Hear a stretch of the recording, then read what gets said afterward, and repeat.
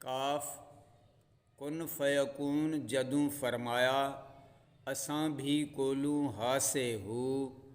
हिक ई ज़ात सिफ़ात रबी दी आहे, हिक ई जग ढूंढियासे हू।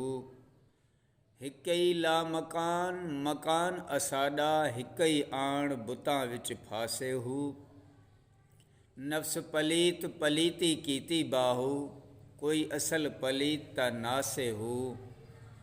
तर्जुमो: कायनात जी तख़लीक़ खां अॻु में जॾहिं ज़ात वाहिद कसरत जे ज़हूर करण जो इरादो कयो ऐं कुन फ़यकून जो अमर कयो त असीं बि उते गॾु हुआसीं। उहो बि वक़्तु हो जॾहिं कुन फ़यकून खां अॻु में सिर्फ़ु ज़ात व सिफ़ात रब ताला जो वजूद हो। पर हींअर ही वक़्तु आहे जो हिन जिस्मानी सूरत में ज़ात पाक खे हिन जहान में तलाश पिया करियूं। हिकु त उहो असांजो मकान लामकान हो, पर हिन वक़्तु जिस्म जे क़ैद में फासी विया आहियूं।